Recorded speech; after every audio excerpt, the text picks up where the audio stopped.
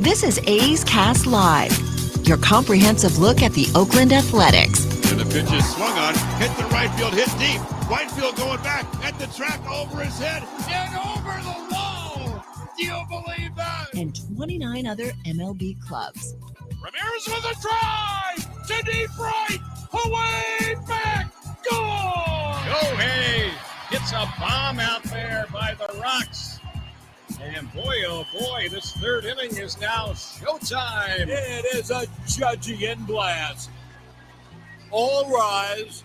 Here comes the judge. Join us as we take you inside the baseball universe, from humidors to spin rates to game-changing moments. We have you covered. Spend your afternoon with us next from the town, only on A's Cast Live. Here's Chris Townsend. Well, a happy Tuesday to everybody. Wow, we just had a 3-day weekend. Back in action today. Athletics baseball coming your way here in a couple hours. Of course, all the talk in our game is about tonight. It's the matchup everybody, not the matchup everybody wanted. It's the matchup most people wanted. The United States against Japan. The two baseball powers going after it. You got the American Stars against a Japanese team that really is a team. They've played a lot together. They're built for this. They're the defending champs. Going to be really interesting. What time Mike Ferrin will be calling the play-by-play tonight. Our buddy Mike Ferrin from Sirius XM. He's going to be here at 11:45. He's calling the play-by-play. What time does it all go down? The game starts at 4 our time, 7 Eastern. From Miami? From Miami. Lone Depot Stadium, I think it's called now. You just got to hope these Japanese players were not all out partying last night on South Beach. These are pros. They got money. Were they clubbing last night on a Sunday night after their walk-off? I'm going to go with probably not. I'm saying they were. I don't think Ohtani is a big partier. I think you got to look out. What was happening last night on South Beach? What was Mike Ferrin doing last night on South Beach? So we'll find out at 11:45. Wayne Randazzo, right? Yeah. Former Mets broadcaster, now the TV voice of the Angels, as we're going to preview the AL West the rest of the week. Season's almost here, so we might as well get our division out of the way. Wayne Randazzo will join us coming up here at noon, and then Johnny D at 12:30. We gotta make him. How long has he been doing this for them? Who? Wayne? Yeah. This is his first year. Yeah, because I was about to say, you had what's his name, who had been doing it, the guy whose dad was the famous actor. He was a Fox Sports guy from down there. They had a bunch of guys. They had kind of a dilemma on what they were going to do with their play-by-play. Matty V was doing it. Matty V. Is Matty V out? I don't think he's doing it anymore. I think he's just strictly doing MLB Network stuff. Remember, he's not Sunday Night Baseball anymore either. So we get to hear about how the Angels will have a shot once again, because we haven't been riding that wave for years. Before we get it, the World Baseball Classic, tonight's game, couldn't have come at a better time, right? You don't have any competition. You don't have the tournament to go up against. It really works out perfect. And we'll be getting into that with Mike Ferrin. I want to get into some A's stuff before we do that. But it really is turning out to be a perfect time. You had last night. You had no competition. What was on last night up against it? Sports-wise, not much. Nothing, right? And then you got tonight wide open. I mean, unless you're going to look at some local NBA or hockey, you're taking center stage. This is exactly what you want. We already know certain places around the world, they're getting incredible numbers, incredible television numbers.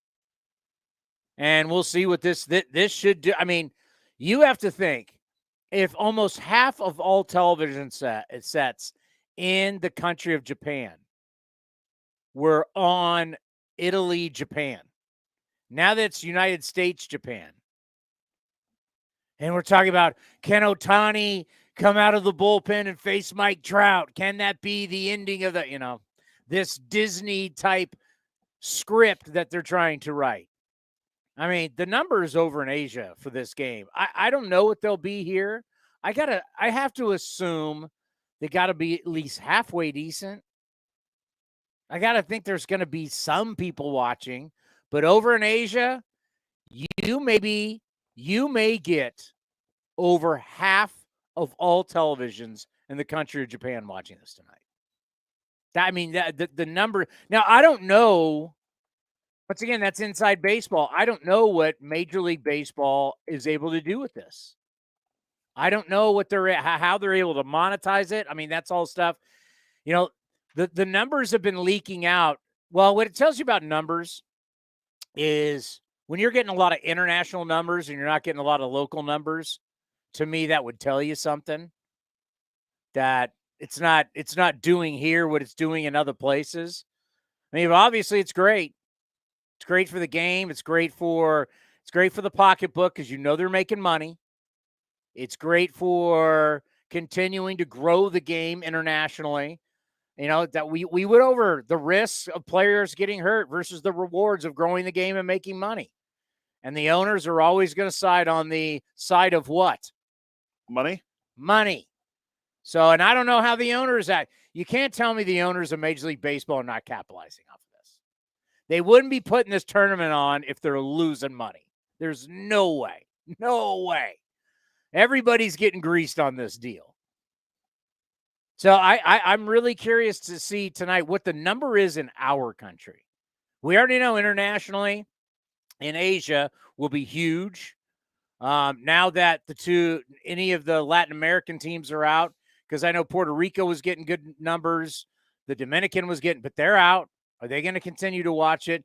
This game right here, if you were looking at seeds like the college basketball tournament, this is the 2 1s. You got 4 1s, but there were 2 1s that everybody looked at and said, this is the clash we want to see. This is what we want to see. You're getting what you want. You're getting the 2 big boys to go up for it. One game for it all. It's game 7. But you can't manage like game 7. That will be maybe the only drawback. As you can write articles, you can do everything you want about, Randy Johnson's warming up in the bullpen. Madison Bumgarner's warming up in the bullpen. Kurt Schilling's got a bloody sock, right? You can do all this kind of. They can't do that.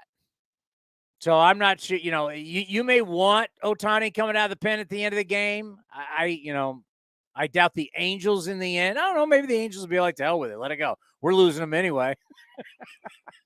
Run them out there all game if you want. I don't care. I mean, but it could be.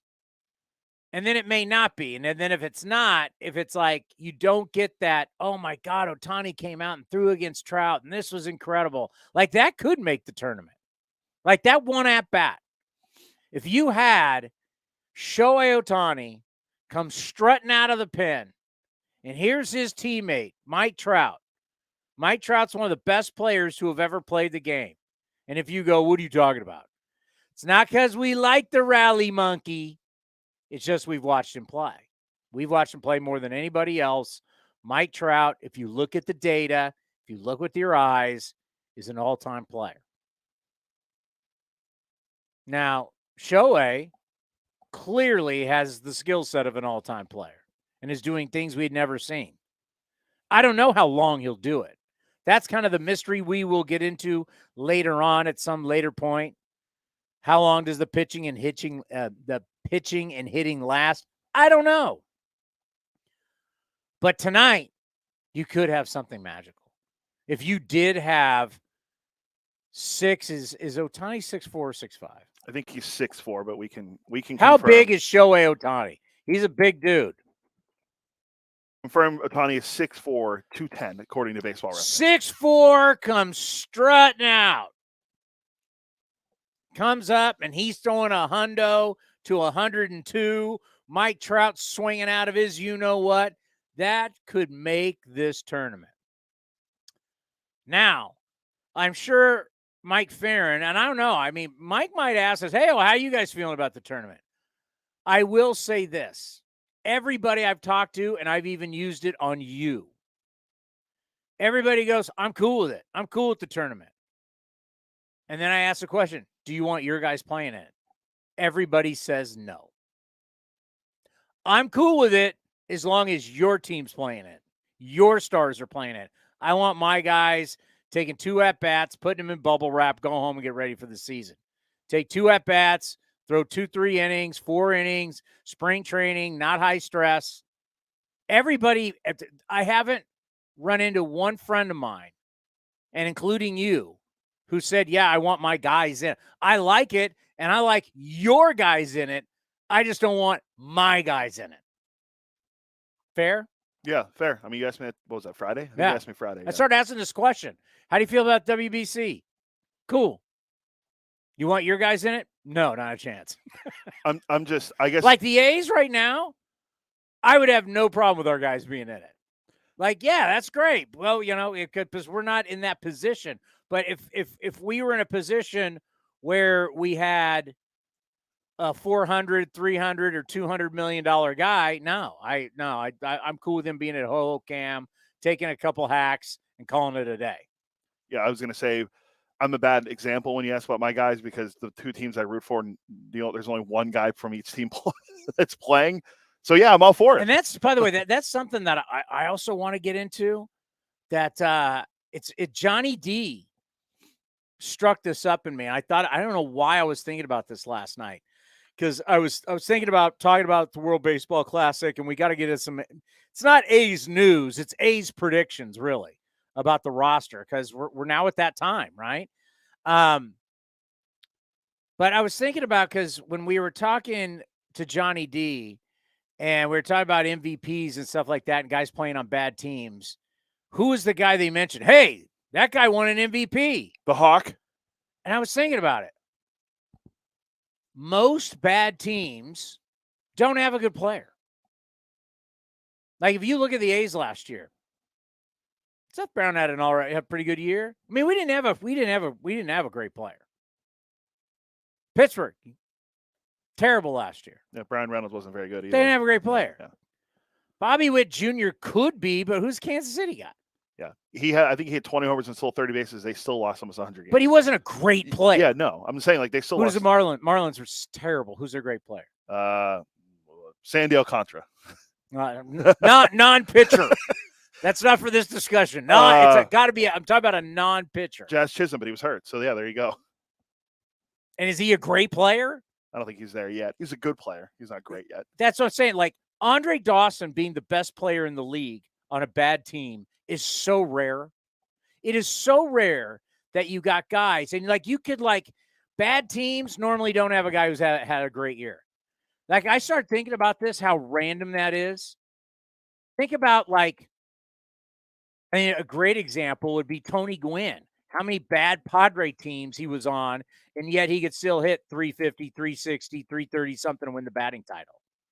Kirby Puckett was a great player on some really bad Minnesota Twin teams. I mean, I'm talking about guys who have plaques in Cooperstown. I was just looking at the AL MVP. Just our MVPs over the last 10 plus years.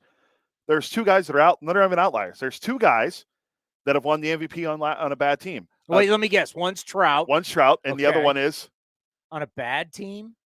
It was not last year. It was 2021. Ohtani. Yeah. See, it's like the guys we're talking about. And Stanton when he won the MVP, but he hit 60 or 59 home runs.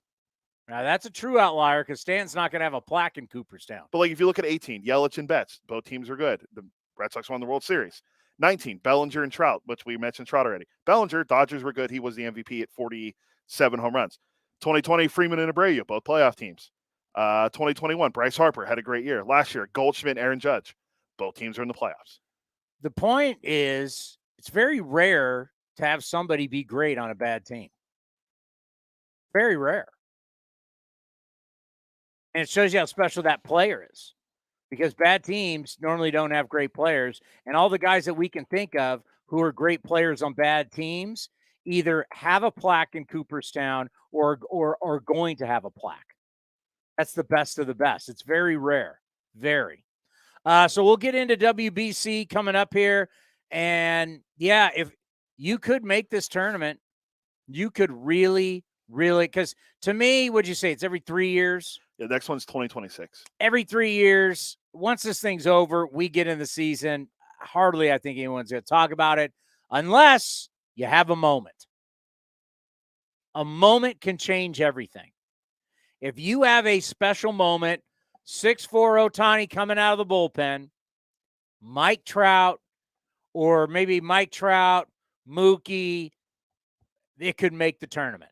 It could make it really, really special and get everybody on board.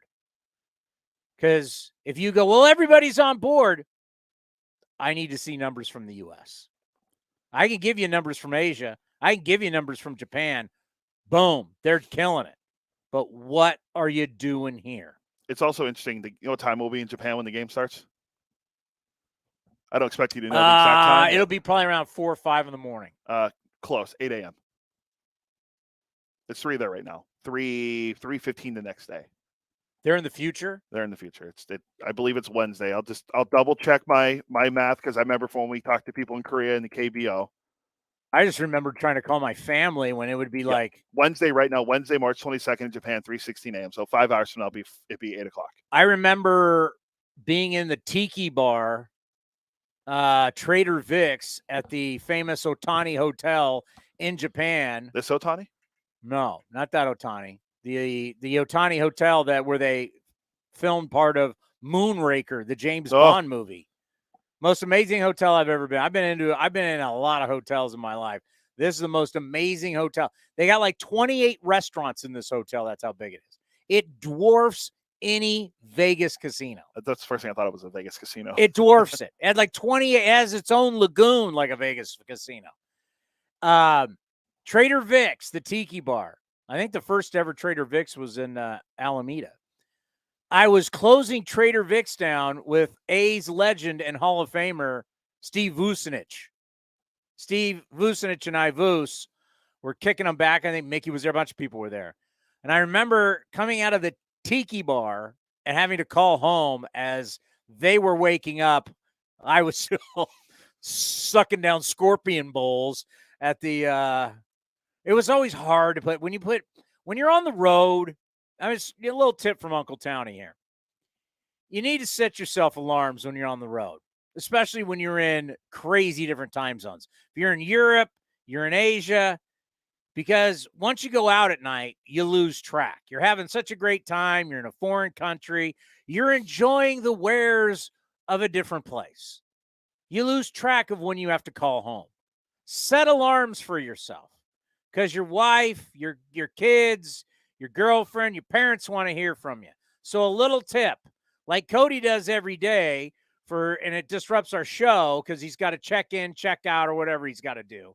Set timers for yourself, because if you don't, trust me, if you're drinking sake in Japan, you're not going to remember to call home. Is that a good tip of the day? Yeah, I agree. Set alarms, because once you start, when you're get Dave Renetti, the great Dave Renetti on the phone. That guy sucks down sake like it's water, and next thing you know, you're not calling home. And I was going to say, if it's gotta loud, set alarms. I was going to say, if it's loud, how do you hear the alarm going off? Oh, it vibrates too. Oh, I forgot about that. I never utilized that function on my phone. So I want to explain something about spring training. So I was on my buddy's show. You guys remember Larry Krueger used to be on KNBR not too long ago. Now it's a great YouTube show. I went on there with him, just talk baseball. It's funny when anybody says to me, you want to talk, NBA or NFL? Nope. I'm out. I talk baseball and tell jokes. That's all I do now. Oh, you can talk wrestling? I can talk. Well, I can't talk modern day wrestling. I can go back into the archives. I want to explain something to everybody about spring training numbers. I want to explain to you what a spring training game is like. So if you ever come to a game at Hohokam Park, or if you've been to a game at Hohokam, you'll know you'll understand this. Essentially, it's kind of like a high school baseball game. I bet you didn't think I was going to say that. Did you? No. It's like a high school baseball game. So picture we're sitting there, Hohokam Park. We just got done with our show, or maybe we're even doing our show. Down the right field line at Hohokam, the team's bus will pull up because the teams all do their drills, their workouts, their BP at their home yards. So here comes the Angels. Here comes the Padres, Brewers, Royals, Rangers, White Sox, Dodgers, all the teams in Arizona. Giants. Their bus pulls up, and they all come walking in their uniforms like a high school team. And they got their bags. Most of them got bags. Some guys don't even bring bags. Some of them will have 2 bats and a glove. And they come rolling down the Rhine. They'll walk past us to their dugout at Hohokam, walk up, place their stuff. There's no lockers with their name on it. This isn't the big leagues. There's no whirlpool. There's no workout. There's no rehab. There's just these empty steel lockers at Hohokam. Same thing every ballpark. It's not like when they show up to the ballpark at a big league stadium, they've got the name tag. Everything's placed perfectly in their locker. Everything's perfect. All their uniforms, it's the big leagues. This isn't that. It's spring training. These dudes roll in, drop their stuff. They come walking back down. They go out. They stretch, play some catch. Let's play the game. Game ends like a high school baseball game. They grab their bag. They grab their 2 bats or their glove. They walk back down the line, get on the bus, and go. That's spring training, folks. So being on this show and being asked by numbers, I kind of chuckle and I go, you guys do realize what this is, right? It's spring training. That's why I wanted to tell you. It's like a high school game. Bus drops them off. They walk down, stretch, throw, let's play. They play. You walk back down, get on the bus. We're not playing for real. As my kids would say, for realsy.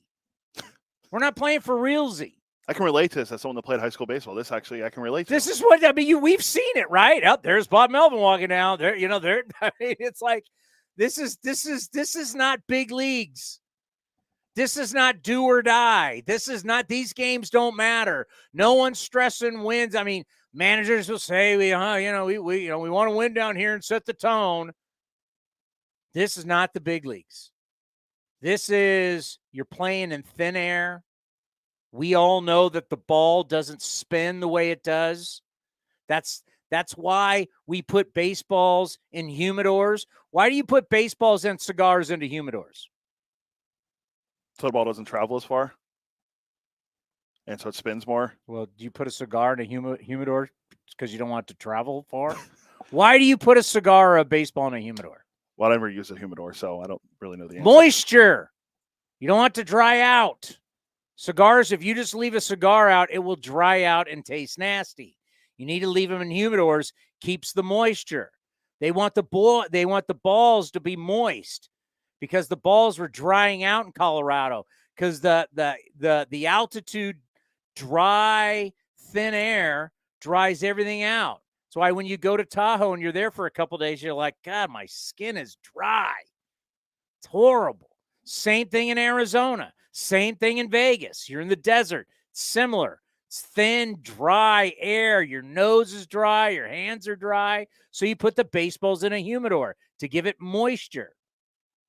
I don't even know if we put the baseballs in humidors at spring training.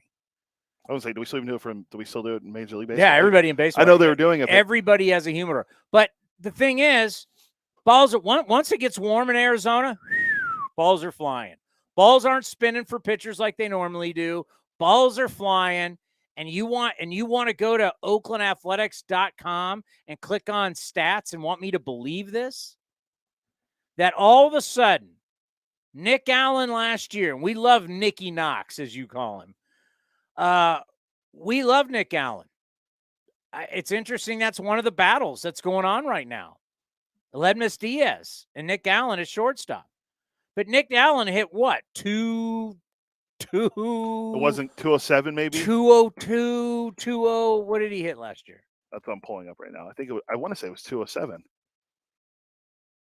It was Nick Allen hit 207 last year. What's he hitting now? Nick Allen is hitting 375. Okay. Nick Allen 4 months ago hit 207. 4 months. So in 4 months, did he take the magic pill to where all of a sudden he's now Wade Boggs, Tony Gwynn, or Rod Carew, Honus Wagner, Ichiro? He's hitting 375. He's hitting almost 170 points higher in 4 months. 4 months. Count them. Right? It's 4 months. Yeah. He stopped playing in October, and he started playing in February. Yeah. He's 170 points better than he was 4 months ago. You buy that? We can use the old the cliche everyone always uses, one of the guys. He fixes something in his swing. In 4 months? In 4 months, you've become Honus Wagner, Ty Cobb. He's a Luis Arise, the batting champion from last year. He's Ted Williams. He's going to hit 370 this year. Tony Gwynn, 370. That's who he is. You're going to buy that? I mean, Brent Rooker, I keep getting asked about Brent Rooker, and I'm like, yeah, he's having a great spring, and there's a really good chance he's going to make the club, hitting 393. Brent Rooker has hit 393 this spring. 28 years old. Out of SEC. So you got Mississippi State. SEC not on the water. Not on the Well, actually, I don't think any of them are on the water. So it's not Mississippi. Yeah, Florida would be more inland. Yeah, so it's not Mississippi State? It is Mississippi State. But, yeah, Brent Rooker. Can you name all the teams he's played for? Because you've been on Brent Rooker. I like this guy. I've liked this guy since his SEC days. If I have to hear that again, I've liked this guy. Like what?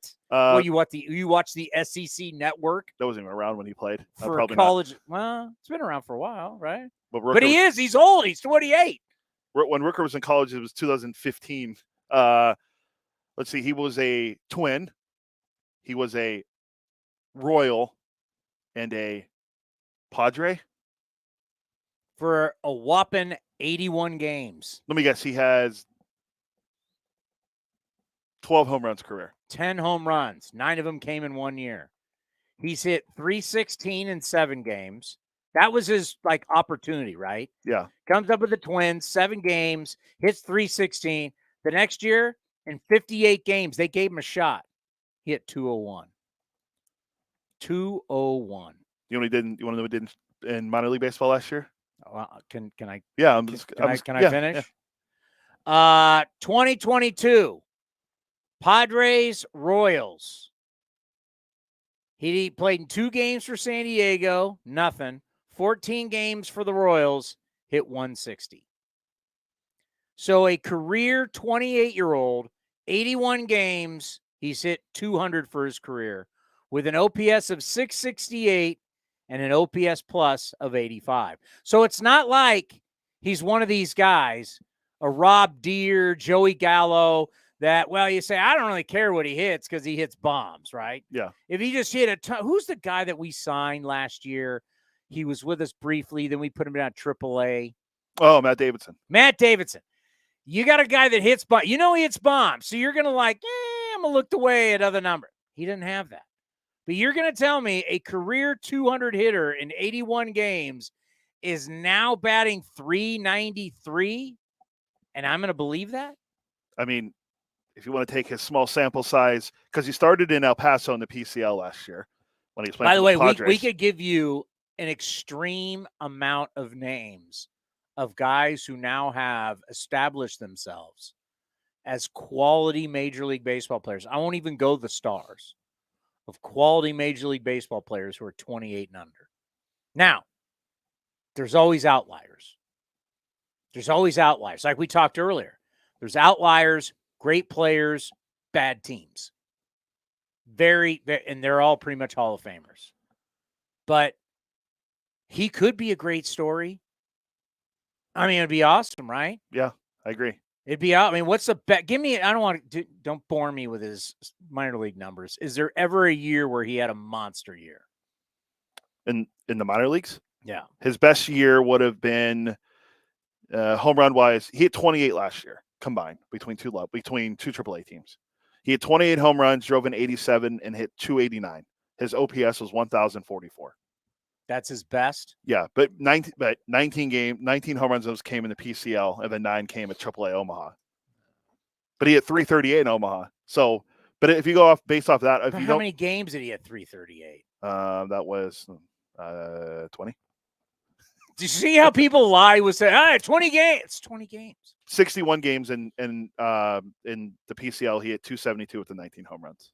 Yes. You want to bring up Sky Bolt's numbers down at AAA? Sky Bolt was Milwaukee Brewer Sky Bolt. Sky Bolt was Ted Williams, for God's sakes. So it's like, hey, Sky Bolt. Brent Rooker could be a great story, and we will cover it and we will love it. It's just, I got asked about this when I was, hey, what about Brent Rooker? I'm like, Brent Rooker? He's 20. This guy's 28 years old.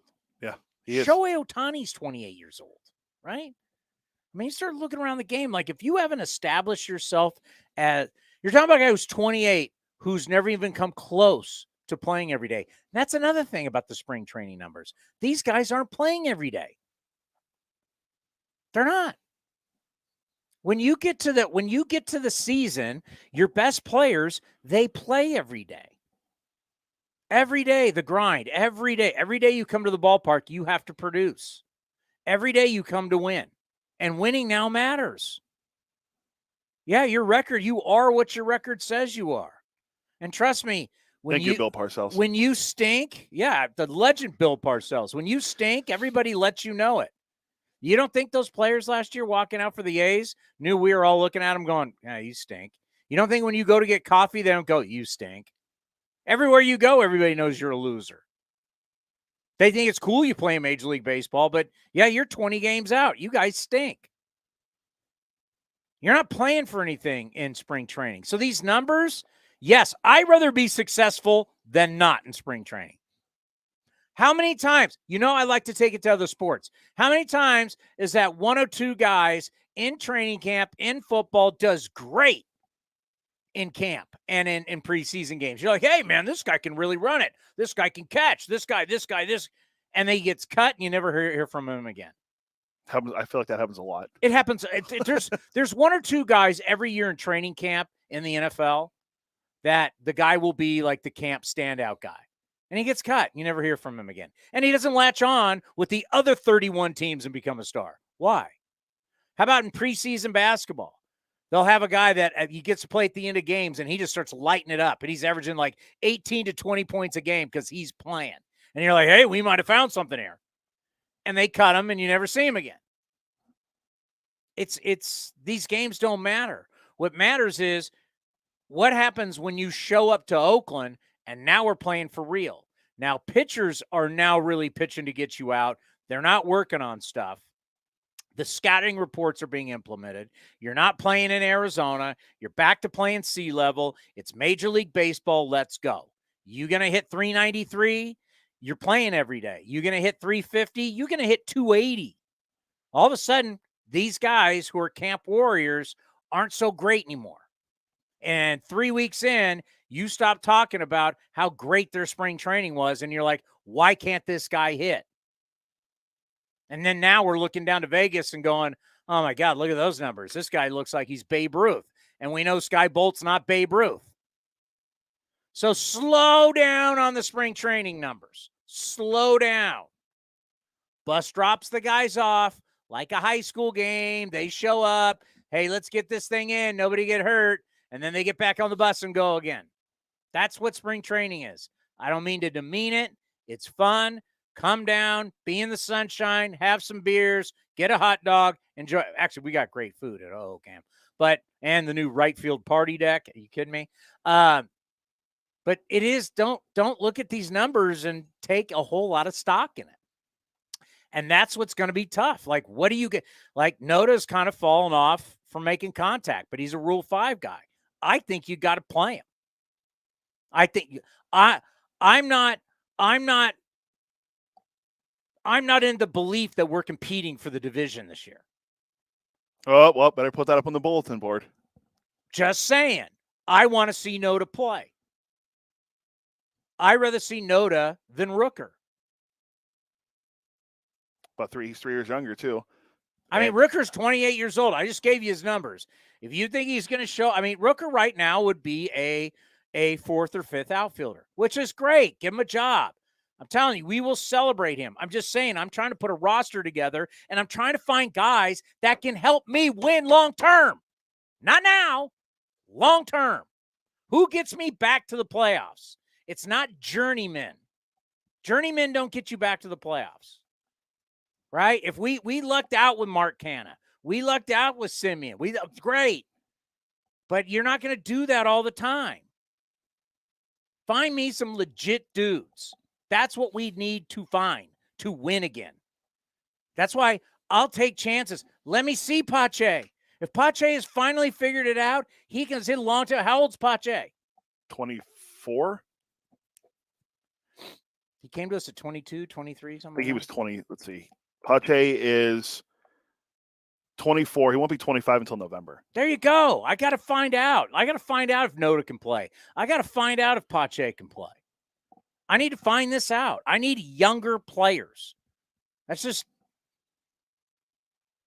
I'm not going into the season thinking we're winning the division.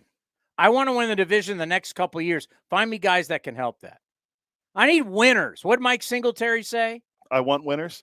I mean, that's why when I think of a winner, when I think of a guy that, men want to be him, women want to be with him, that kind of guy. The guy, in Moneyball, they talked about, hey, he's the type of guy when he comes in.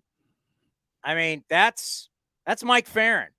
Everybody wants to be like Mike. He's calling the WBC. I turn on Sirius XM channel 89. All I hear is Mike Ferrin. And there he is, ladies and gentlemen.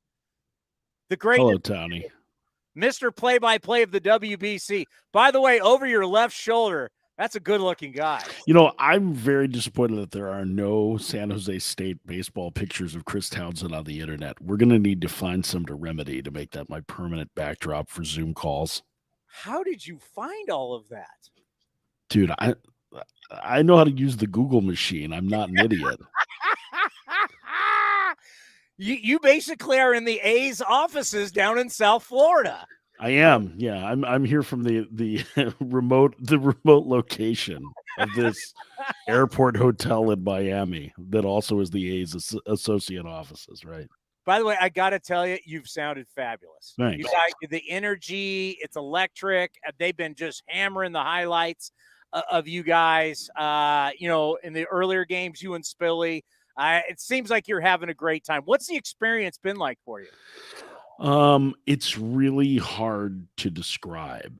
It's been unbelievably cool, and I've got a pretty great job, right? Like I get to cover World Series. I get to cover playoff games. I've been at some of the biggest playoff games in the last decade. I was at Halliday's no-hitter, and I've been at, covered the last two World Series in person. I was at Game 7 and 17. Like I've seen some really cool stuff, and this is like nothing I've ever experienced. And a lot of it has to do with the fans. I mean, the fans have been incredible.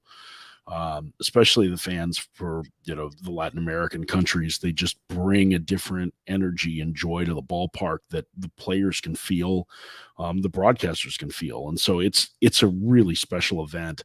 I'm sad that this is the end of it tonight, and I'm also sad that we're gonna have to wait another 3 years before the next one, but I'm also excited to see where it goes in 2026 because I feel like probably on the heels of the U.S. winning in 17, that's helped this, but I really do feel like this event is growing. Hey, can you do me a favor and just move a little bit more to your right? Sorry, is that better? Yeah, so we can get a little more of me on there. Yeah. Let's see if I can do this here. There it goes. Is that better? Yeah, perfect. I appreciate it. I feel like somebody's looking over my shoulder. From an atmosphere standpoint, would you compare this to, let's say, for all the fans who are not there? Has it got like a college football vibe to it, or a college? No, I think it's bigger than that. I mean, I would say it's more like it's the intensity of the wild card game with the joy of winter ball. I mean, I think that's the kind of the way to describe it. At least in my understanding of what winter ball is. And I've never actually been to a winter ball game, but from what I hear, it's very similar to this, right? The players who have participated in both who are here, whether they be players on the field or former players who've been through winter ball, say that that's what it feels like. It's drums and songs and chants and a lot of laughing and dancing. And like, it's just damned fun, and it's not getting caught up in the wins and losses as much as the incredible nature of the event, and being able to see your favorite team compete, win or lose. So I think that to me has been the thing that I mean, that's kind of the way I would describe it. It's just it's the loudest environments I've ever been in, and I don't know that the loudest moments here in Miami have been louder than, say, like when Alvarez hit the 3-run homer off Alvarado last year in Houston. I mean, Houston gets really loud, but it's been loud like that for 3.5 hours every night. And so that's where that energy and excitement comes from. Yeah, we've been fortunate to go to Japan twice and play against Japanese teams and the bands that they have. And I've been to an all Japanese game where they got bands in right and left of the Tokyo Dome and the songs and everything. It's just so much fun. You wish everybody would get to experience this. Has this become best case scenario for the WBC, United States up against the Japanese team who's played a lot of baseball together? They're like built for this. Yeah, I mean, I think it definitely marries about as much star power as you can get. I mean, the Dominican was a pretty loaded team. They didn't make it out of pool play. Venezuela did run, when you count Martin Perez as their starter, they ran 8 former All-Stars out there against the U.S. the other night. So that was pretty star-studded. But I think this is what we want, right? The Japanese players are outside of, Ohtani and Darvish and Lars Nootbaar, who's playing center field for them, the Cardinals outfielder. They're kind of an unknown quantity to a lot of us in the States. We don't stay up to watch NPB games in the middle of the night, and so we don't necessarily get to see these guys. So like last night, it's the first time I saw Roki Sasaki pitch, and seeing it in person was incredible. Matsumoto, who is their other incredible starter, like he was great. Like there's a whole lot of stuff that I think we're getting to see in person or on television or listen to on the radio for the first time. I think that's part of the intrigue with this, but it's a really good Japanese team. So I think that this is about as good a matchup as you can ask for with the US and Japan. And they have 3 of the 4 championships in this event combined between them. Japan won the last 2 and the US won the last one. So yeah, let's get after it. So I'm not totally up on how you can exactly utilize players. And I know there's kind of rules and, teams only want their pitchers. So is there a possibility? Because I know Darvish is going tonight. You're only going to get him. He's not? No, they're starting a lefty who is good. I mean, a very good left-hander, but they decided not to start Darvish. I talked to a scout who saw Darvish's last start in the WBC and said, there was a lot of hanging sliders in it. He said it wasn't great. They're starting Shota Imanga, who was one of the 10 best pitchers in Japan last year, but he's a lefty who's been more successful against righties than left-handers, despite the fact that he's mostly fastball slider. So interesting guy, but somebody that the U.S. hasn't seen before. That's always smart. I know my gambling guys always like to bet on people that the lineups haven't seen before. So Darvish could come out of the pen. This whole dream scenario where I'm getting at with the Shohei Ohtani versus Mike Trout, it's the Randy Johnson's warming up the bullpen. Madison Bumgarner's warming up the bullpen that we've gotten in the World Series. Would that be allowed, Shohei Ohtani, to come out of the pen late in games, where he's pitched, how he's pitched? I know he, obviously playing in the field, but is that doable? Could we even see that scenario? Yes. By rule, you absolutely could. So there are required days off based on the number of pitches that you've thrown. And he is considered a healthy and active pitcher, and was last night too. I think it would probably only be for an inning from hearing what the Angels said today, but Ohtani, I think, wants to pitch. And there's a little bit of symbolism in this potentially too. Darvish closed out the 2009 World Baseball Classic. And that was a seminal moment in the childhood of a number of the Japanese players that are 10 to 15 years younger than Darvish, and several of them have said that was kind of their first memory of Darvish, was him closing out the WBC and how much that meant in 2009. So you could see it as a little bit of a passing of the torch if Ohtani comes in to finish it out. So I don't think he'll go very long in this game, but we get the real possibility of seeing Ohtani against Trout, which that's about as good as it gets. We saw Ohtani against Tatis to start the All-Star game a couple years ago, which was much watch. And if you remember, Tatis just missed getting him. I love this idea of games on the line, and Ohtani's got to go through those top 4 guys in the U.S. lineup, which is Betts, Trout, Goldschmidt, Arenado. You've got 5 MVP awards between the top 3 guys in that lineup, and you've got a guy who's twice led the league in home runs, 3 times led it in RBIs, and has 10 Gold Glove awards as the next guy, it'd be amazing. Hey, I got to say, I know you got a long day ahead of you. I really do appreciate you stopping by. You've got a lot going on there in South Florida. This is going to be a big game. Everybody's looking forward to it. I mean, obviously, we know the ratings abroad, especially in Asia, are through the roof. I'm hoping we get a big number tonight. You're not going up against college basketball. You're just going up locally against like NBA and hockey. I hope we get a huge number tonight. It's been a lot of fun. You've done a great job, but I do miss waking up in the morning, and I need you back every day. I mean, you could just call. I want to wake up. Just like pick up the phone and call You and be don't like, hey, answer. man. I text you. You don't answer. What are you talking about? I answer every one of your texts. As Jeffrey Lunow once said, we're all lower level employees to you. Wow. You're really going to compare me to Lunow, huh? No. Cody and I are low. That's what we call ourselves. Lower level employees. We had a friend that told us he wanted to get out of management because he wanted to be what was the what was the term? It was an individual contributor. I liked that. I thought that was good. I don't want to be in management anymore. I'm just interested in being an individual contributor. That's a good line. That's a good phrase. It's a fancy way of saying independent contractor. Well, no, it's a fancy way of saying I don't want to have to deal with paperwork. Well, I know it's a big highlight of your career, man. This is awesome. And being on with you, absolutely. Every time. It's one of the highlights of my career. We can see that of all the things that's happened to me, it's one of them.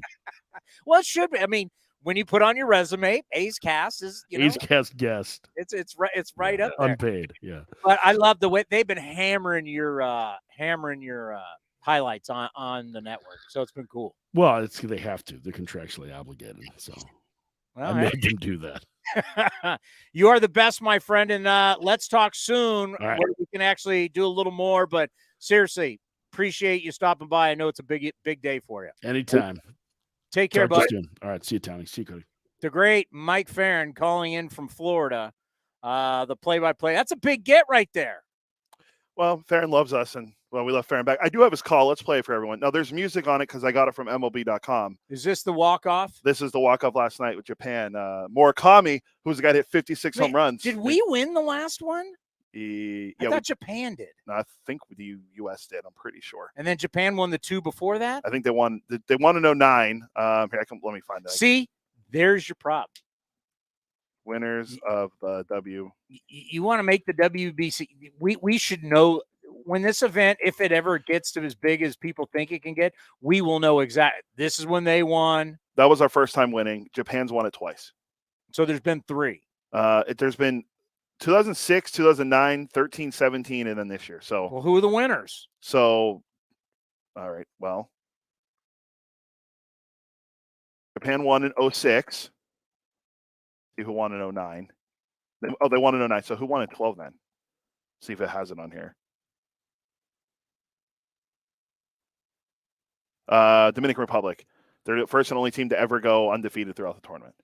So it's Japan, the DR, then us. Is what I'm reading. So there's only been 4.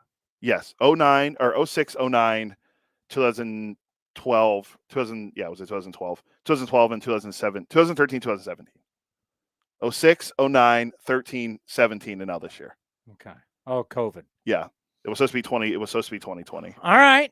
So Japan's got 2, the DR's got 1, we got 1. Yeah, we won the most recent one. Remember that was when Adam Jones made that awesome catch in San Diego. Can we do polls on the on StreamYard? Or maybe we should do it on A's Cast. I think we can do it on our actual Twitter, not on StreamYard. I'd be curious because I'm not trying to downplay the event, but to me, the event for everybody that I know, and I live in a baseball bubble. All my friends are former baseball players, pretty much. And if they're not former players, they're some type of former athlete. It's just weird how it works, but you hang with people that are like you. And my crew and your crew's the same. And your crew or people that I hang out with, we kind of run in the same circle with some of these younger guys. Not everybody is in. Like, people have casually watched it, but I mean, do you know anybody who's all in WBC? They're like way in. Yeah. My friends group, I think they're just casually watching it.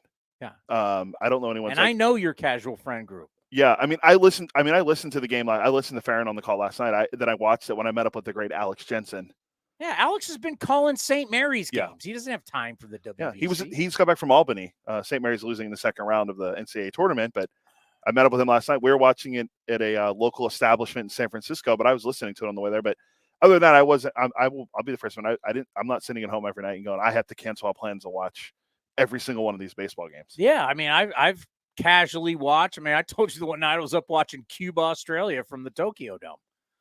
So it's like, yeah, I've watched, but it's not like, for instance, the Final Four. No. Right? It's not like, been watching tournament games. It's definitely not like football playoffs. It's not like baseball playoffs.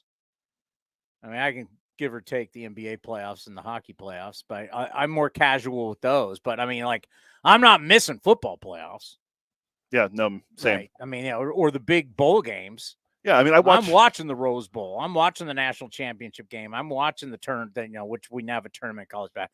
I mean, I'm kind of like, Now, part of me is I'm not far away from having to watch baseball and I'm not saying I have to, but it's my job. I watch every day. I keep score every day. My Bible's here, by the way, in case you were worried. My scorebook arrived. I know you got that nice new, well, you don't have it out here today, but the nice Rawlings glove material notebook. I'm set for the season, but I'm watching games. I mean, you just notified me today. I got to go to the Coliseum on Sunday. Yeah. A's Giants Sunday. Then A's Giants Sunday. I got pregame this Sunday. I start the first pregame show. I mean, I'm in. Starting Sunday, I'm in. We're going to have 2 days and then 2 days off. We're going to play Thursday. Then we're going to have Friday off. Then after that, it's 6+ months of working every day. So it's not like I have spring training games on in the background, listening to A's Cast, or essentially the only thing they show on MLB Network is Yankees, Red Sox, Mets, and Phillies, their games from Florida. Pretty much. And I'll have their games on. But like knee deep into baseball, like I'm all in. I mean, I guess it's almost like too early for me. I watched tonight's game. It starts at 4, so. But I didn't need to see Italy against, I don't know, whoever. I was reading, by the way, we were talking about the Czech Republic and how a lot of their guys are plumbers and trash men and all that. There is one former major leaguer on the team. It's Eric Sogard. Sogi? Yeah, Eric Sogard was on the Czech Republic team. I didn't know that. Great guy. I just never, I'm sorry, I had to watch. I know one of the guys struck out Ohtani, which was cool. But I didn't know that they had Eric Sogard. That Sogard was the one major. They had a couple minor league guys that played. Remember, he was the coolest guy. What do they call him? What was it? Nerd Power is what they called him with the glasses. So that was 10 years ago now. Sogard was on the team. 10 years ago. I mean, right? He was on the 2012 team, wasn't he? Or around there, 2013. No, he wasn't old enough for 2012. See, Sogard was after. Sogard's first year with the A's was 10, 11, 12, 13, 14, and 15. Played in 37 games. Come on, don't oversell it. 2013. He really didn't do anything. 2013. 2013. Yeah. Yeah, 130 games. Yeah, he was there. God, time flies. He first came up in 2010 for 4 games. Yeah, I don't even remember. At age 24. I don't remember that. 2011, 27, then 37. Yeah, when we think of the greatness of 2012, his 37 games are not gonna be registering. Hey, those 2 home runs could have been magical for that. I don't remember him being magical. When what part of the season was his at bats? Can you go to game logs? Doing right now. When was he showing up in 2012? His first home run was on April 15th at Seattle. Yeah, we were and terrible. And then he hit his second one at Baltimore on April 27th. Terrible. He played a little bit in August, and then that was it. The ride for the Athletics in 2012, if you remember, was June 2nd is the date. From June 2nd on, 2012, the Oakland Athletics had the best record in baseball, and the Oakland Athletics hit the most home runs. June 2nd on is the date. So if you were April, May, we were terrible. Remember, the lineup from the opening day in Japan versus the lineup for the playoff game was complete. The roster was completely different. Billy and David had completely – Kia Kaihue at one point was getting at bats at first. Royals legend. The A's were 21-16 when Sogard played. Saying he was winning. Stunk. He was a winning player that year. Yeah, you terrible. You guys. Then you're trying to sell Brent Rooker in a batting average, and he did for 20 games. You guys and your data. What you try and sell. Coming up next, the Halos. All right. You want me to buy? Wayne Randazzo is going to join us next. Play-by-play voice. The Angels. A lot of people doing it again. Are they the surprise team? We'll find out next right here on A's Cast Live. It's that time of the year. Single game tickets are now on sale for the 2023 season. Secure your tickets for some of the biggest matchups, fireworks, drone shows, giveaways, and more. From opening weekend against the Angels to the 50th reunion of the 1973 World Series team, to unique giveaways like Pit Viper glasses. There is so much happening at the ballpark this season. Don't miss out on other homestands as we take on the Giants, Padres, Yankees, Cubs, and Braves. Visit athletics.com/tickets to get yours now. That's athletics.com/tickets.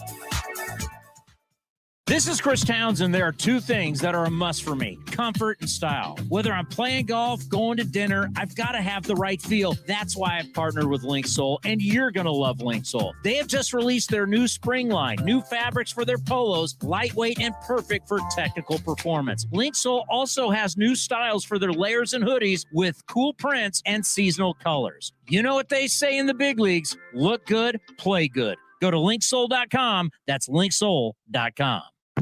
Chevron with Techron has unbeatable engine cleaning power, and it gives you unbeatable mileage for all kinds of unbeatable destinations, like time in the sun at the beach, or time in the sun riding roller coasters, or a day in the sun hiking mountains.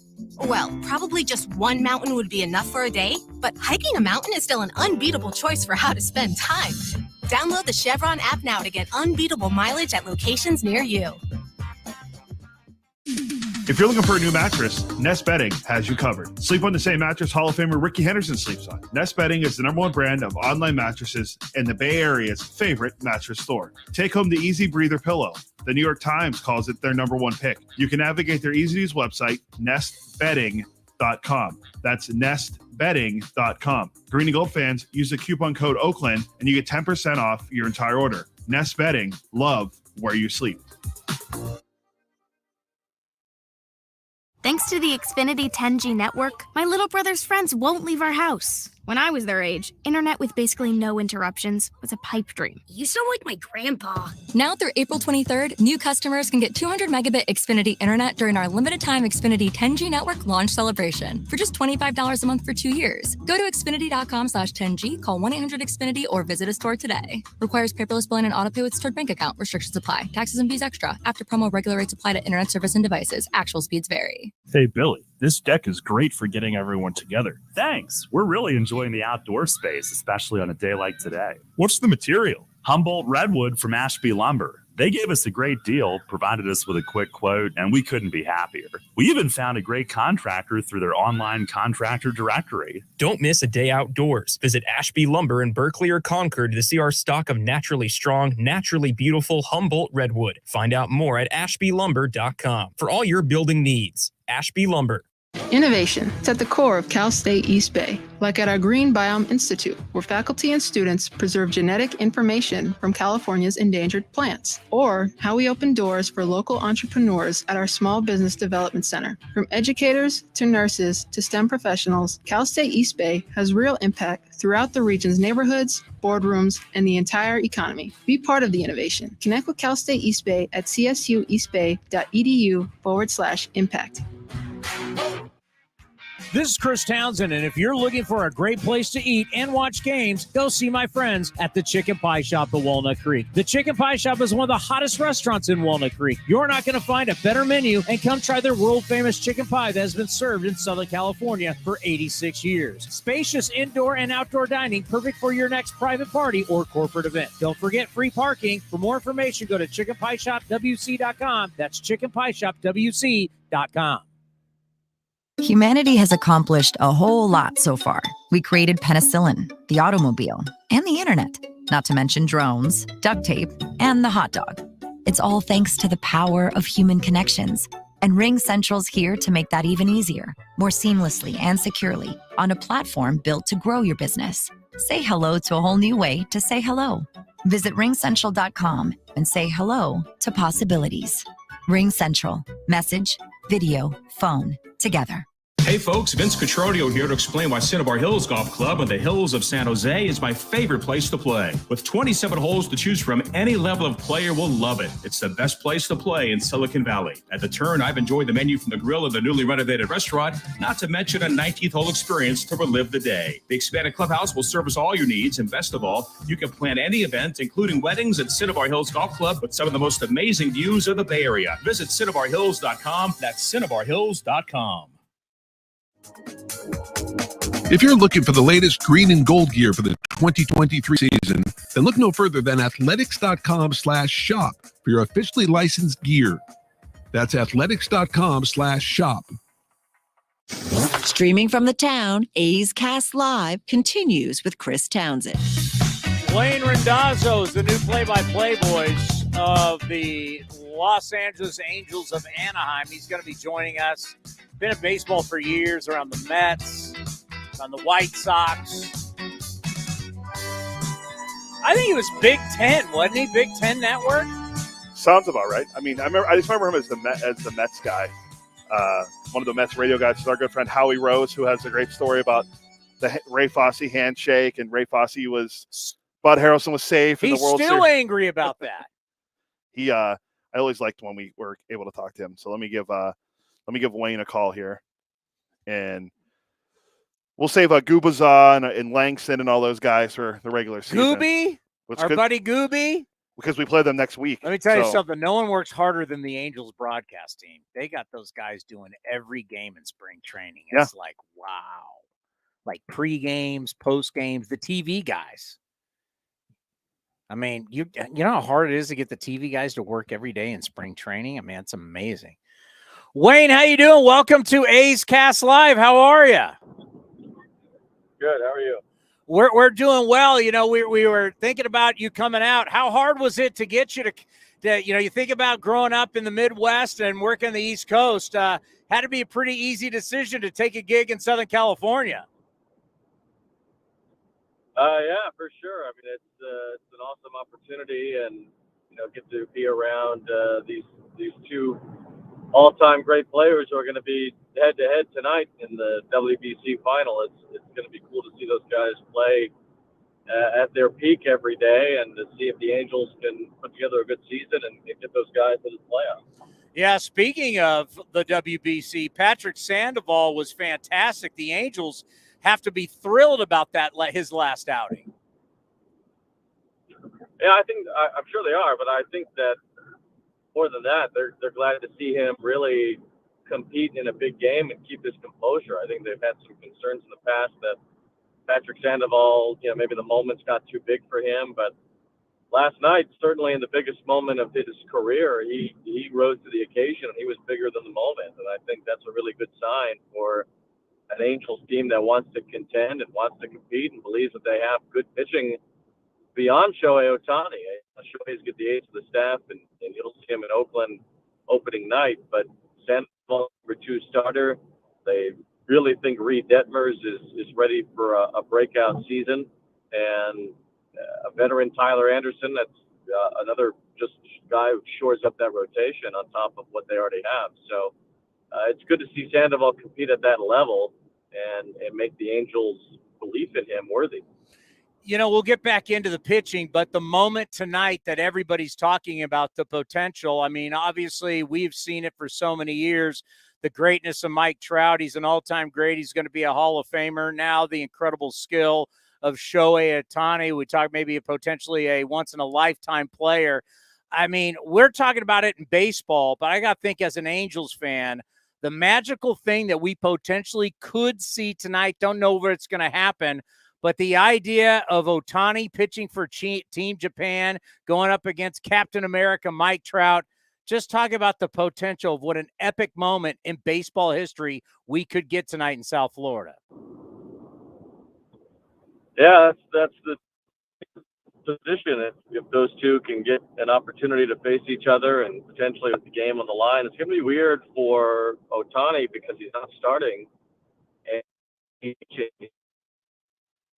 pitch at some point while his team is batting, and the possibility that he could be that the order can swing around back to him while he's doing that. So he won't have much time to get ready, I wouldn't think, but hopefully he doesn't need much. I mean, he's a starter usually, and that could be a little different for him coming out of the bullpen, especially with him in the lineup. So that'll be something for Team Japan to have to dance around.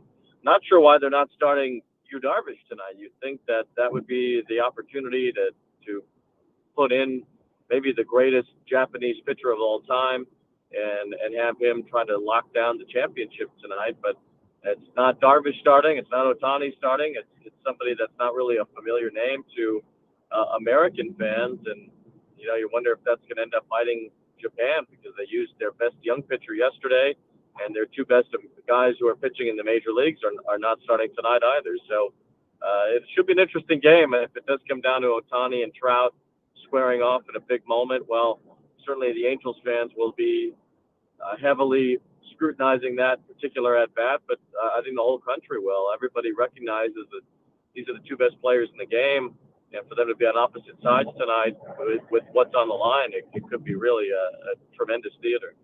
Now, one guy that we have all been looking at, and I know Phil Nevin has talked about him. I haven't been following lately, but since we were last down at spring training, a lot of people look at Anthony Rendon, and they look at the contract. They look at he just hasn't been able to stay healthy. You start looking at his age.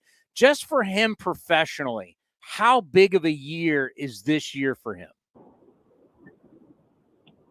Well, it's bigger for the Angels than it is for him. I think for Rendon, he's got the long guaranteed contract. He's got the incredible high payment that comes his way, and he's won a World Series, and I think he does care about making the Angels better. I think he does care about, having a good season for the first time since he won that World Series with Washington. But let's face it, the Angels need him way more than he needs to have a good year. The Angels are heavily reliant on Rendon, and I think they've had just 50 games since Rendon signed where Rendon, Trout, and Ohtani have all been in the lineup at the same time. They need that number to triple this year for the Angels to have any success on the field. And we'll see. I think Rendon's had a good spring. He looks ready. He looks healthy. And we know that he's a formidable bat when he's ready and when he's in the lineup. So I would hope that he's in there for a good chunk of the games this year. But unlike last season, in the last couple of years, the Angels have filled out their roster a lot better, and they've got a lot more insurance in case somebody like Rendon isn't available. One thing we've really been breaking down numbers and innings and outs that you have to get with a six-man rotation. You've been around this game for a long time. What are your thoughts about the six-man rotation? And it's taking one guy out of the bullpen. I know we have days off. You can have a long starter. I mean, you can have like a 5.5 guy that can be in the bullpen, but you're putting a little bit more pressure and more outs on your bullpen. What are your thoughts on the six-man rotation? Personally, I don't like it, but you also have someone that you're doing that for. You're not doing it for a reason, just for kicks. You're not doing it because you think it's a better idea. I think that even Phil Nevin or Perry Manazino would tell you that they don't really like it, but you're doing it because of Shohei and trying to maximize what he gives you. So you have to do it, and you have to make the most of it. And I think the Angels' plan this year, especially when you have a veteran too like Tyler Anderson, is to try to pitch these guys on regular rest more often. The Angels are not planning to use a sixth starter until April 12th. They are going to consider that sixth starter, at least at the beginning, as more of a swing man, pitch him out of the bullpen at times as well. So it's not going to be just a traditional six-man rotation where you're going to have, as traditional as that could even be, where you're just going to have six guys pitch and whatever off days come, and then, it could be a week or even more for a guy between starts. They're going to mix in the regular five more often and skip that sixth starter than they did last season, which is a better way to do it because you really want Shohei getting as many innings as he can. You want Tyler Anderson out there every fifth day if you can. Sandoval has shown he can do it. And you want Reed Detmers to take that next step as well. So you don't want those guys sitting on the shelf very long. And I think the Angels have a good plan this year to make that six-man rotation work for them better than they have before. Well, yeah, you're spot on. It's not traditional. It's still something that everybody is trying to figure out how to maximize it and use it correctly, where, yes, you want guys throwing, you want guys fresh, and you don't want delaying how much they're throwing. It's really an interesting balance. And Perry Manassian, who we've had on the program before, and you think about, what he said last offseason on Sirius XM, where he said, hey, listen, the average team is going to use 13 starters in a year. And when you really look at that, we will sit here and say, okay, who's your five, who's your six? But during a course of a season, my God, you're going to need around 13 guys. It's scary to think about. Well, it's reality. It is. I mean, the Angels are going to end up sending Chase Silseth to the minor leagues, most likely to begin the season. They're going to send Griffin Canning to the minor leagues, most likely to begin the season. Maybe Canning makes the team, but probably doesn't because Tucker Davidson's out of options.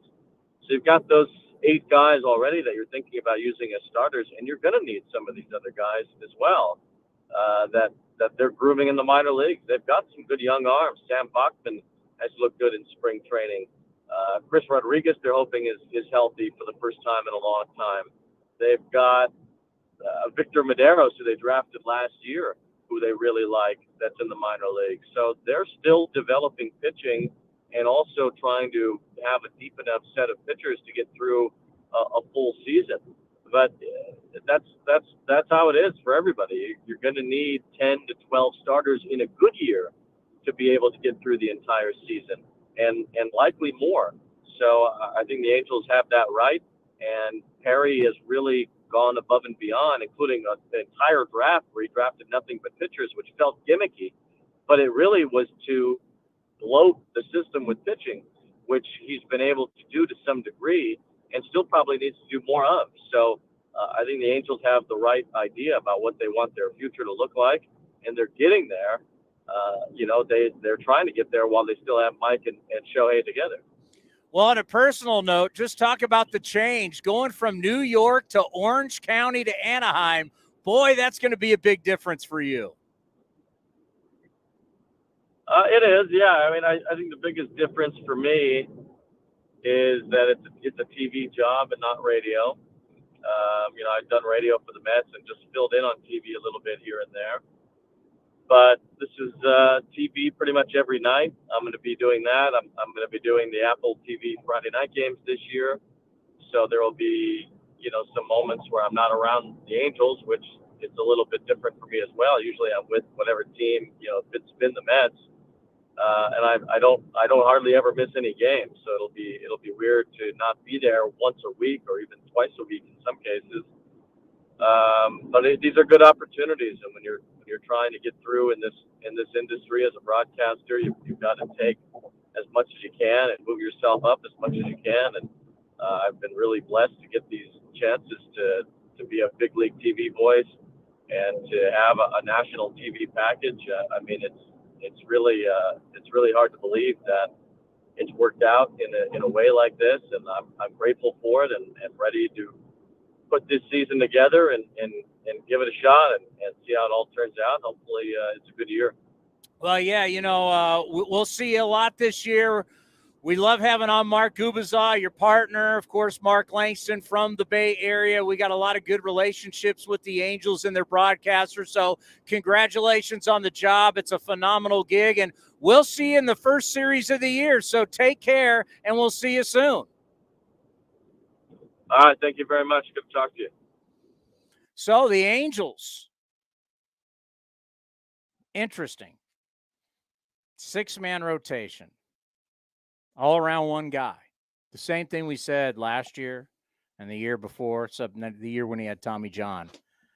And it doesn't work. And now more teams are going to do it. And they want to quantify it going into the season as 5.5 guys, right? And we're even talking about doing it, right? So will it be Aller? Will it be Sears? You know, they start talking about days off. You know, once you start talking about days off, we're not going to need this 6 starter till, and you start talking, you know what you're doing? You're taking people out of routines. That's what you're doing. And no one's figured it out yet. What they're trying to figure out is how to maximize starting pitchers without throwing them a ton of innings. How to maximize bullpen guys without burning them out. That's what we're doing. That this has been a dance. I said we're at a tipping point with pitching. And it's going to take a few years, but that's where we're at. We're trying to do this balance of what is the right formula. Now that Major League Baseball capped you people, and I do say you people, with how many pitchers you can use. So you can't have 8,000 pitchers. You can only have 13. So now, as David Force says all the time, tell me the rules, we'll figure it out. Well, we've given you the rules. You get 13 pitchers. So now what are they trying to do, right? And that's why I keep saying, read the book, The Tipping Point. We're at that tipping point. Something's going to happen. And they're at this is like, to me, this is the last straw. This is the last hope front offices have with, you know what? We actually need our starters to go long. This is their last chance to figure out, how do we get every guy to go out there and throw as hard as he can? Every slider is perfect, every split, strike everybody out, and we only need you to go 4 or 5 innings. And then we're going to go to the bullpen, and everything's power, strikeouts. That's what they want. But you know what they're finding out? There's not volume involved in that. You can't get enough starts. You can't get enough innings. And all of a sudden you're looking up going, well, here's the problem. We play 162 games. I don't have my phone in front of me. We play 162 games. You've got to get 27 outs a game. That's 4,300. What do we say? 4,372. Close, 74. Damn it. 4,374 outs. Just put that number in your head. 4,374. Okay? You'll be an educated fan. You'll blow people away with this, because whenever I go into this, you know what I see? You know when you're having a conversation with people and you can tell they have no idea what the hell you're talking about, and they just kind of like, they've got that stunned look. It's kind of like when Cody talks to me about modern day wrestling. I'm just like, where's Hulk Hogan? Where's Sting? Where's Flair? Where's Steamboat? Where's Macho Man? Rest in peace, my guy Macho Man. Where are these guys? But I talk to people all the time, right?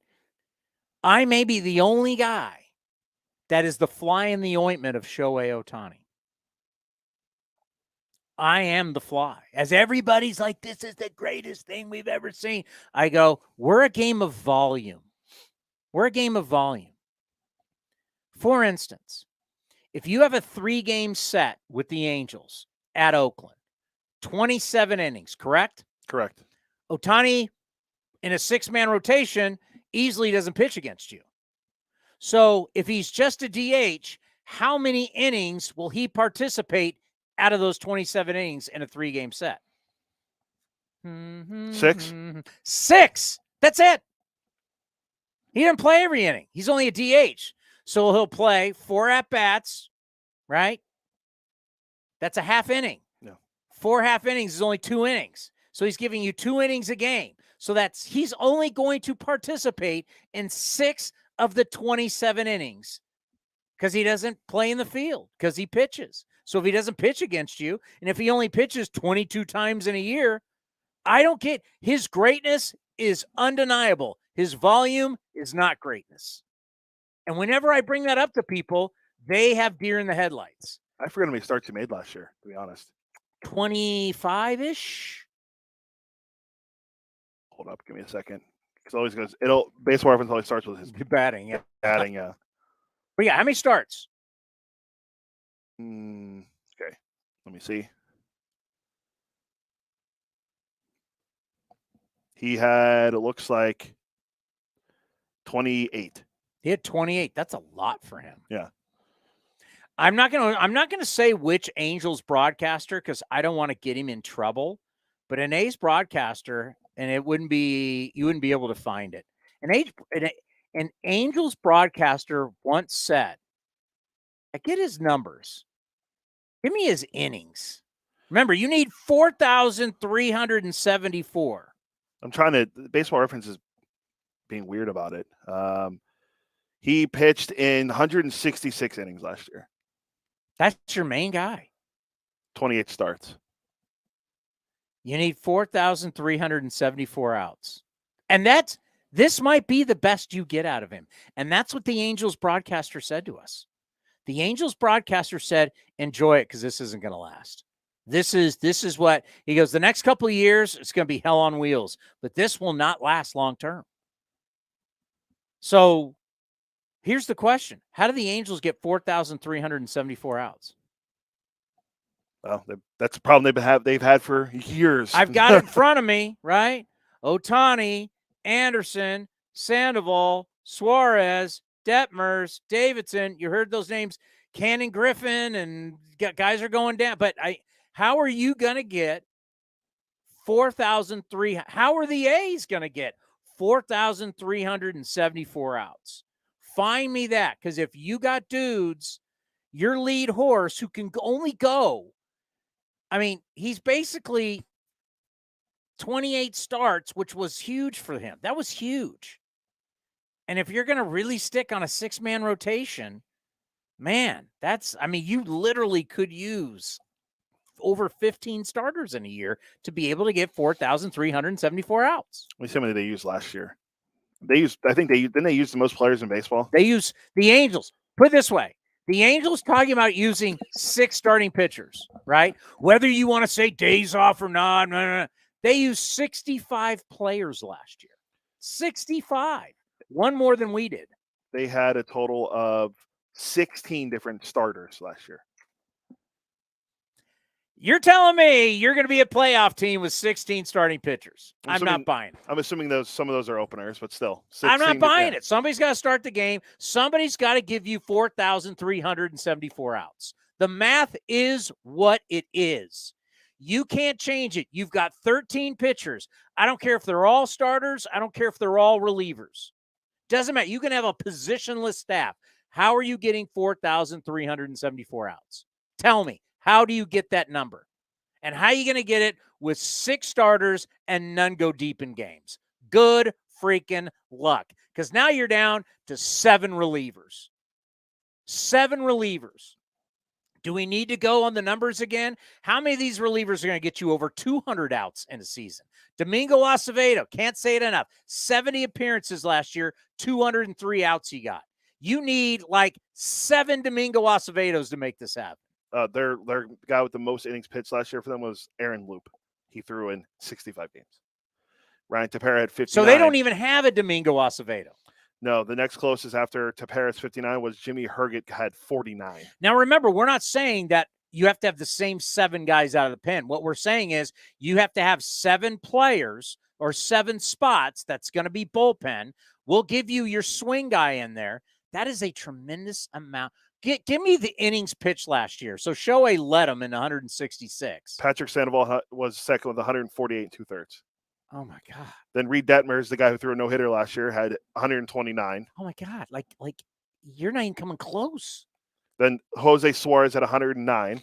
Michael Lorenzen's gone. Syndergaard's gone. There was another guy that's gone that was a starter, I thought.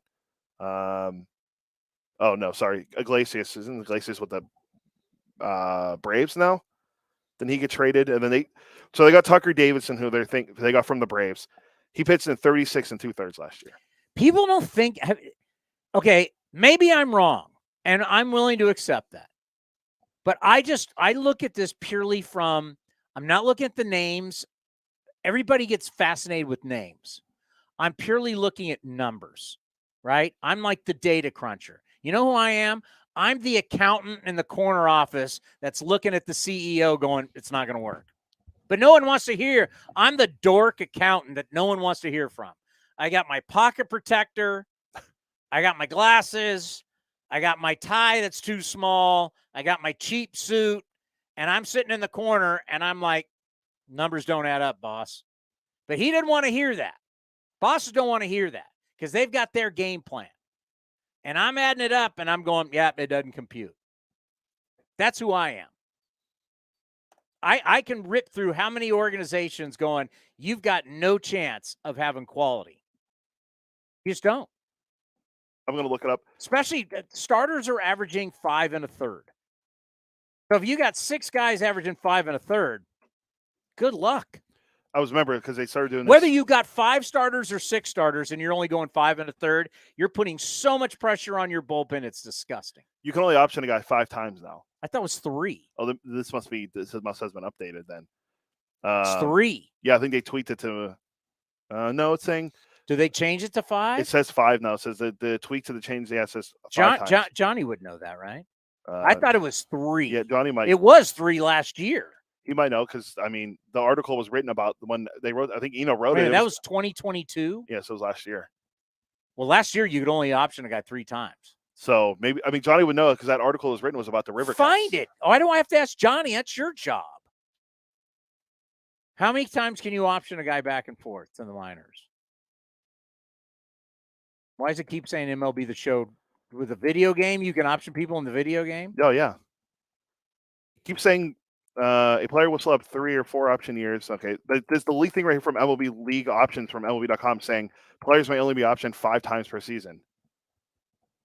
But I thought they changed it too. But that's the lead result that MLB.com. Whoa. Go back up and read that full sentence. After that, it requires outright assignment waivers to assign the player to the minor leagues. Mm-hmm. Go back down. Go. How many times can a player go to that top one and go to the arrow? Beginning in 2020, a player can be optioned a maximum of 5 times in a given season. Wow, I thought it was 3 because they tried to eliminate what the Rays were doing.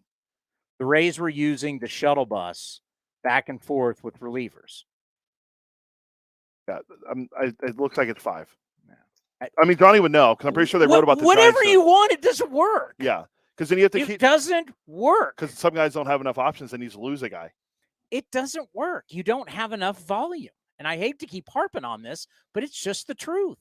You don't. I mean, this is how you get 65 players in a year. This is how the Angels had 65, the A's had 64. You don't have enough guys to get enough outs if you don't want guys pitching deep into games.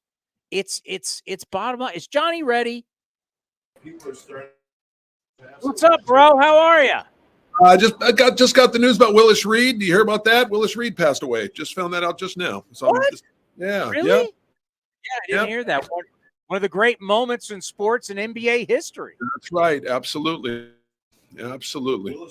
And for the young kids, look it up. Willis Reed was a great player back in the day.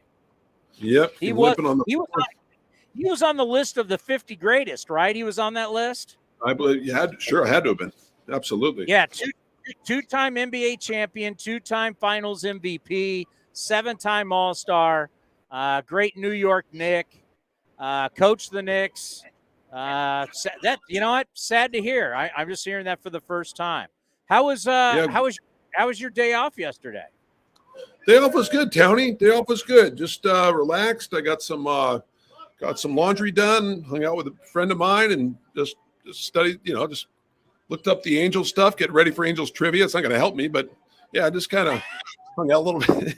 So yeah, no, it was good. Good off day. Last off day of the spring. So yeah, it was good. Please don't spend any time on Cody's dumb trivia. Please don't spend any time.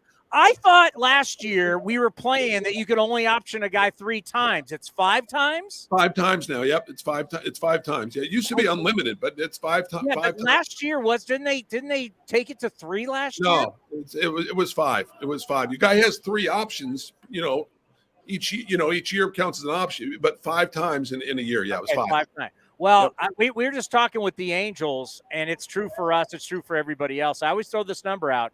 You need to get 4,374 outs. That doesn't count extra innings. Wow.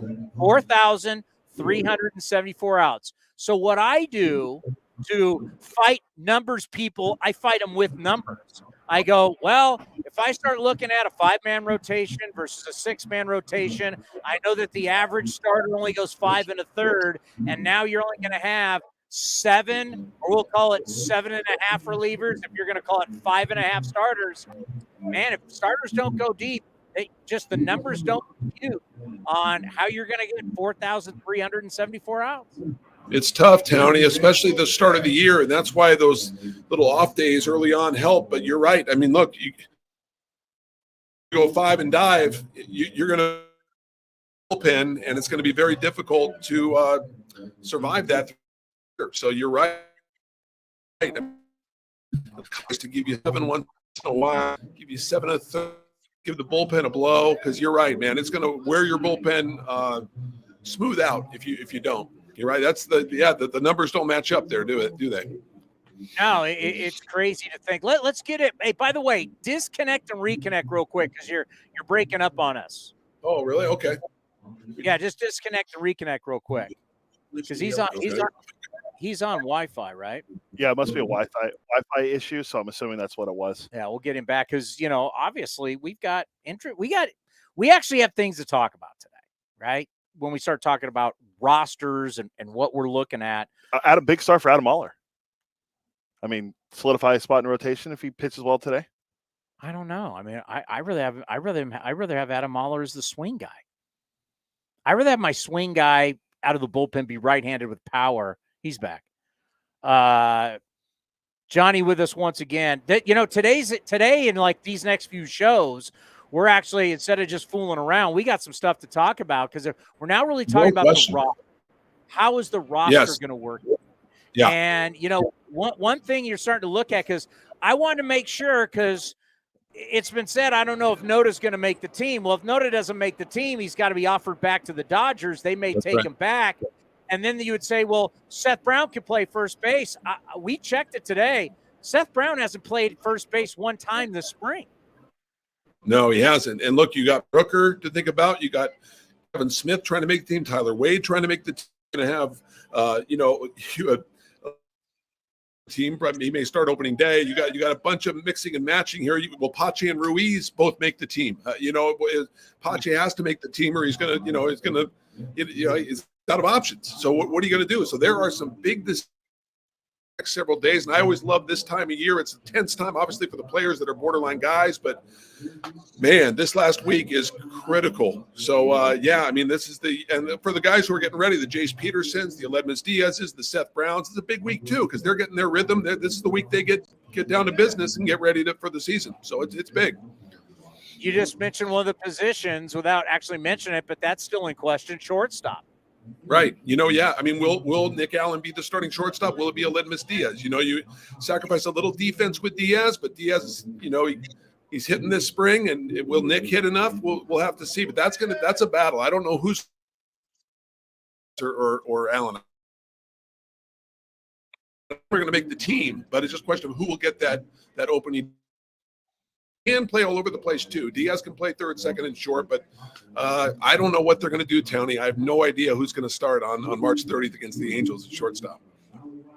I'm not going to mention any of the articles, but everybody's starting to project. And I saw one projection that did not have Connor Capel on it. I'm a big Connor Capel guy. Yes. I think you're nuts if you think Connor Capel is not going to be on the opening roster. Yeah, Capel can flat out hit, and just the ball comes off his bat differently. So he's good in the outfield too. I don't know how, but when you look at the roster, I look for roster configuration. I don't know. I mean, I'd like to see him on there, but I mean, someone's the odd man out. It's strange. Sometimes I look at the roster and say, I can't see Connor Capel making the club. And then I'm like, of course Connor Capel's going to make the club with that bat. He has to, left-handed bat like that. So I don't know, man. Decisions to be made here very soon. You see Kipe walk by.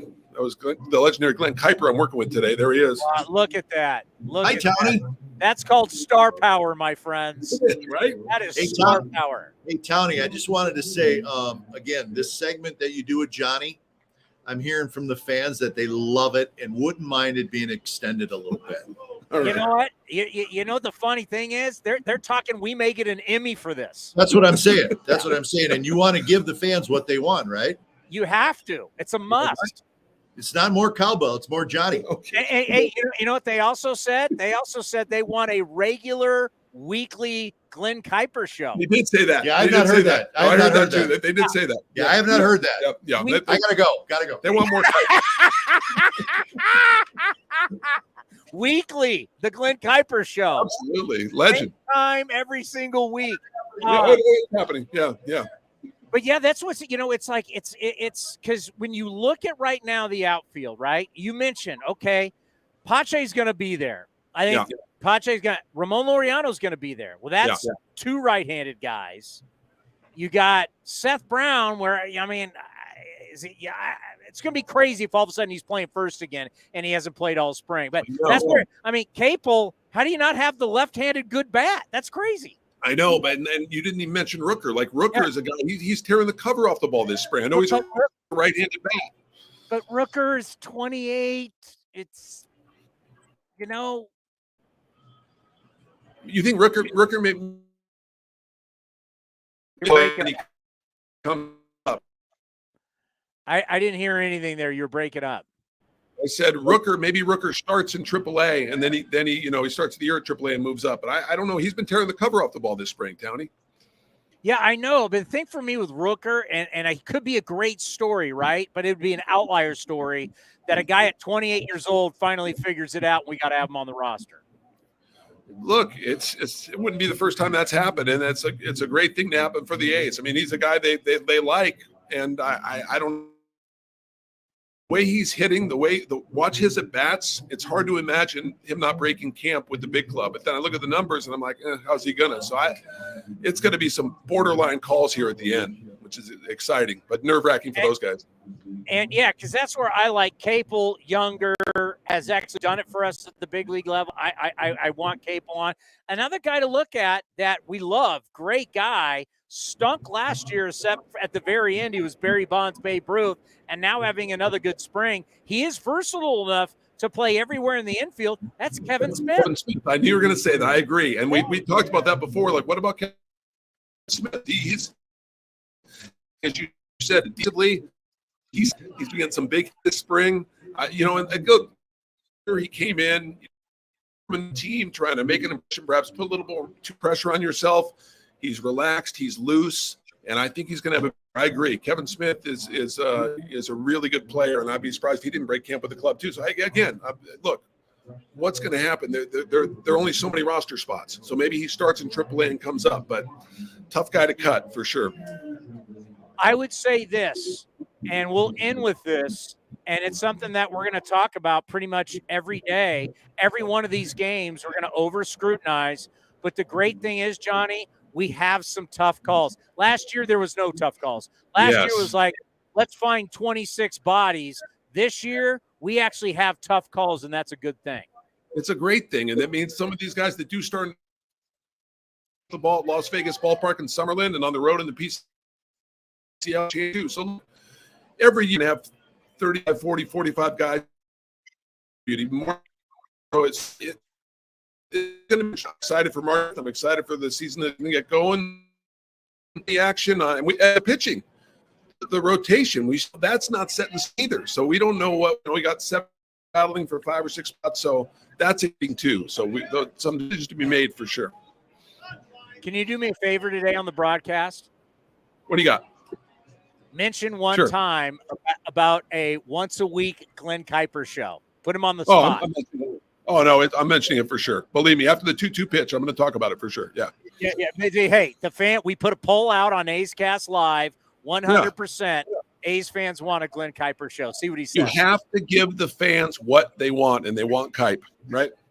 Have to. Watch him backpedal faster than Michael Jackson. There you go. Exactly. Have a good call, buddy. We'll talk to you tomorrow. All right. You're the best. See you. Johnny D. Yeah, we got options, right? We got stuff to talk about. We got roster spots. That was a question that was asked the other night. Like, where are the A's looking to go outside the organization? I'm like, I think they're pretty set with what they got. They're not like, do you see a trade coming, right? But do you see that they need to make a trade right now? I don't think that's going to happen. No, I think they've brought in, they got what they like. Let's see what you got. If anything, Ramon Laureano would be the guy if he plays well at some point, could be moved pretty quick. I'm going to put that poll out. No, don't. You don't want do you want a weekly Glenn Kuiper show? Yes. That one, yeah. No, don't put it. Okay. Don't put it. We need to ride low until we can't. Well, our boss is gone. He's on vacation. We could really do anything we want right now. You want me to ask you a couple know your Halos questions? Oh,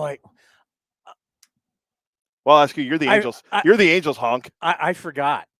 But you're the Angels. Well, I forgot that. But Johnny's internet was kind of spotty. Yes. So we'll ask you. Are they in Tempe? I saw the red door behind them. Is that where they play? And they're playing the Angels at their place. Yeah, that's at Tempe. Yeah, so they're there. Yeah, because I was looking at the red door going, that's not Hohokam. We don't have any red at our Arizona State better fix their Wi-Fi. No, they're at I know, but Phoenix Muni. I know, but I'm just thinking because of Arizona State being in Tempe. Can't get Wi-Fi, Rally Monkey? Seriously? Can't have good Wi-Fi? You can give me this. You losers. This Ohtani one Kenobi bobblehead. Go ahead. Give me your Know Your Angels losers. I am the winningest manager in Angels history. That's Mike Sosha. That's easy. I have the most home runs in Angels history. Don't overthink it. I was going to say it's Tim Salmon, but Trout's had to have passed him. It's Mike Trout at 350. But it was Salmon, right? Yes. I have the most Sockeye Salmon, as he was once called. I have the most strikeouts in pitching strikeouts in Angels history. Nolan Ryan. Correct. Who was the last Angel to win the Cy Young Award? Oh, everyone I asked, no one knew the answer. Last Angel to win the Cy Young Award. Give me a minute. Go with the next one. I started Game 7 of the 2002 World Series for the Angels versus the Giants. Started what? I started Game 7 of the 2002 World Series versus the Giants. John Lackey. That's correct. Wow. Know your Angels. Apparently, Angels honk. You know what I say? Know your enemy. Yeah, know your Halos. All right, who's the Cy Young? Who now? Now, Dean Chance won in 1964. There's one other guy that won since. Wait a minute. They weren't even were they an organization? Or was that when they've been the California Angels? I just want to know the existence of the Angels. This is what I got from MLB.com on their franchise awards winners. 1961. 1961 was their first year? 64. So it makes sense. This guy won in 2005. Former Indian, now Guardians. Former A. Bartolo Colon? Barty is the guy. 2005 won the Cy Young. Angels stink. You want to go over how bad the Angels have been? Let's go over how bad the Angels are. Angels stink. How many times have they've been around since what? 1966? Angels Stadium was 1961, Wikipedia says. 1961. They moved into the Big A in 66. All right. They've been to the playoffs 10 times.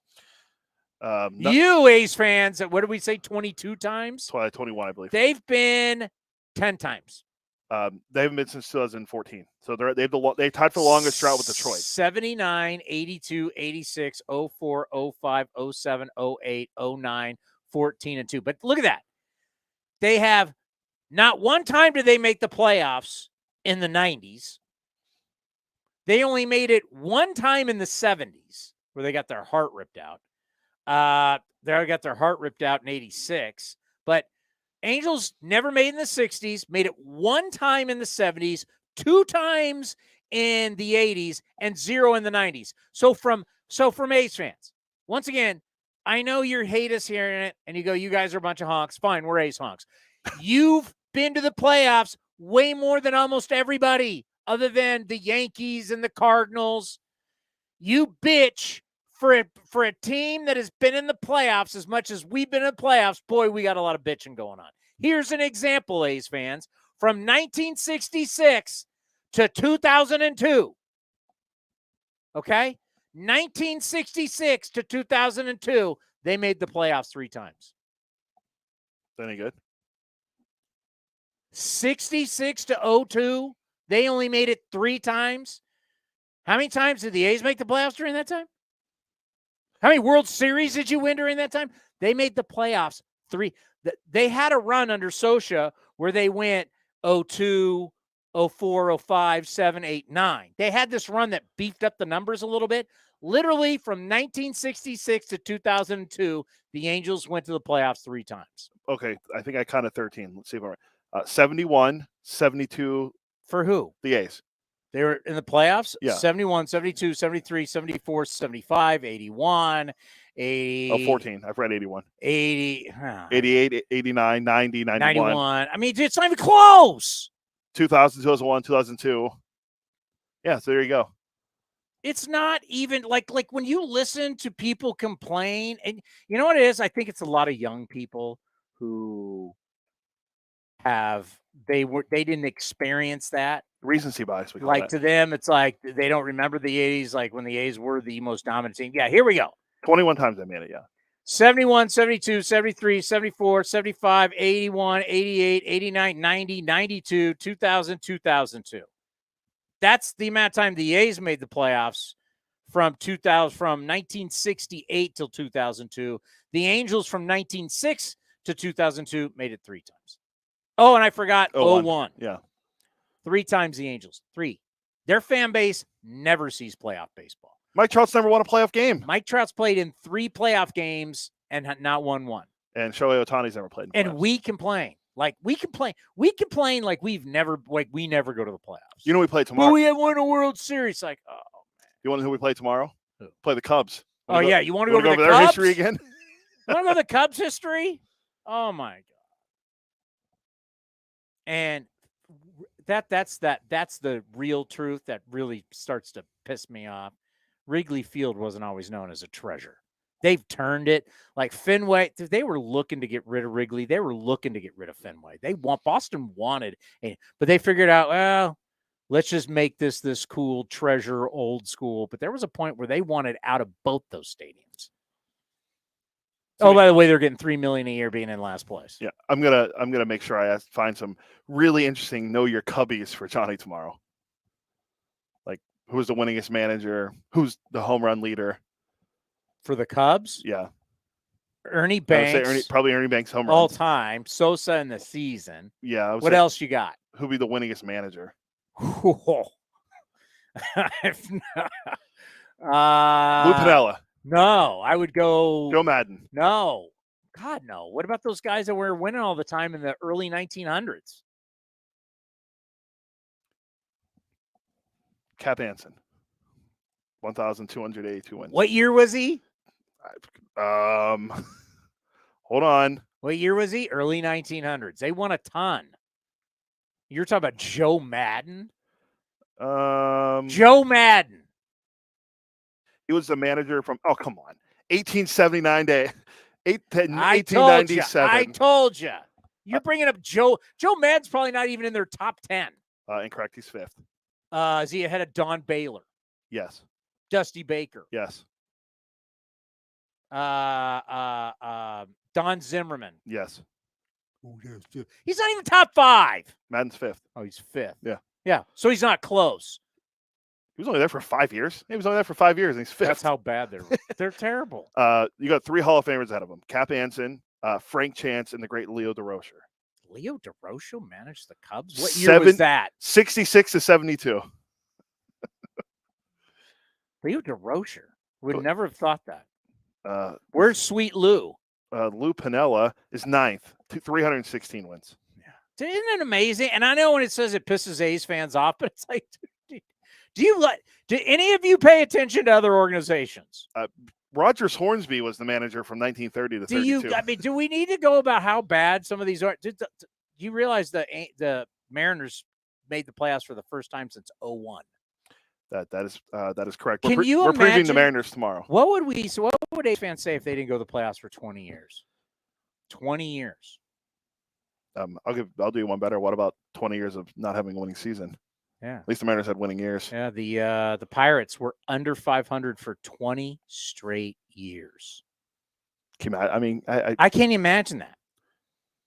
At least the Mariners had some 500 years. I mean, I'm looking at us. We're in the playoffs constantly.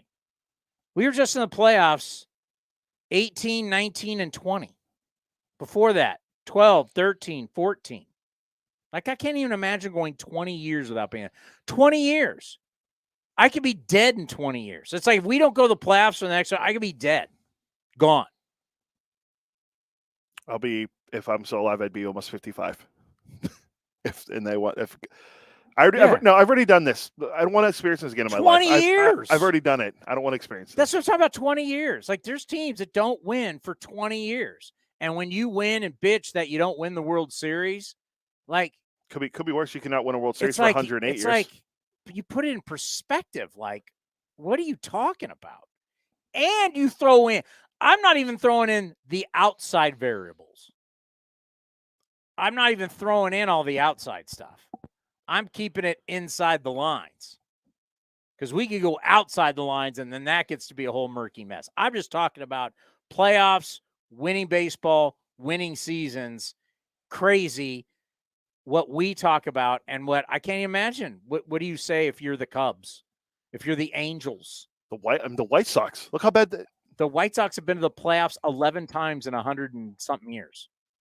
Yeah, I think that's what it was. I remember asking you that. It's unbelievable how many times. Since 1901, they've been in the league for 122 years. They've been to the postseason 11 times. They've won 3 World Series, but they've been in the playoffs 3 times. And think about what would be said to us. I don't care. This is Oakland. Well, yeah, I get it, Oakland, but you've lost your NBA team. You lost your NFL team. Let's not be throwing it around. I was curious. The Rays have been around for this is their 25th year. They have made 8 playoffs. They made 8 times. The White Sox have been playing since 1901, and they've made it 11. What was the first year of the Rays? 1998. 1998. So since the Rays have been around, the A's have made it 1, 2, 3, 4, 5, 6, 7, 8, 9, 10, 11. The A's have made the playoffs 11 times since the Rays came into baseball. The Rays have made it 8. So I think who else would be? I'm telling you, the only teams that have had more playoff appearances are going to be the Yankees, Cardinals, Boston, maybe. Check Boston. What year are we going from? I was looking. Boston's always been in the postseason. Even when I was a kid, Boston was. But they just don't always win. Yeah, they didn't win. They've been around for 122 years, just like the White Sox. They've made it 25 times. They've made since 2013, the last 10 years, they made the playoffs 5 times. So, I mean, not bad. So, just not talking about our fan base, are maybe a lot of fan bases delusional? I think that's fair. Like they're just delusional on their team and how hard it is to get to the playoffs. Here's a good example: the Royals. How about the Tigers? Yeah, they had the longest drought tie with the Angels right now for postseason. I mean, the Tigers, when all of a sudden, we're playing the Tigers in the postseason, they probably thought this was going on forever. No more Verlander. No more Scherzer. No more, what's his name? The lefty stinks, Dodgers, big contract. David Price. David Price. Remember all those guys they're throwing at us? Then the right-hander that went to Boston. Oh, Rick Porcello. Won a Cy Young. All those guys that were there throwing at us. Yeah. Where are the Tigers now? They made the playoffs in 2014. They also got swept just like the Royals did. They haven't been back since. They even sniffed 500. I think about that. Oh, no, sorry. They had won 86 games in 2016, but every year they've been under 500. Think about that, A's fans. We had those legendary battles in 12 and 13 with the Tigers. They haven't been back to the playoffs since. We've been back 18, 19, 20. And had a winning year in 21, where the Tigers have had 1 winning year since 2014. It's incredible. Like, look at they have won. They won 86 games in 2016. What was their attendance in 12 and 13? 2012, they got 3 million. 2013, they got 3 million. 2014, they drew 2.9. Then the year they lost the next year when they missed the playoffs, they drew 2.7.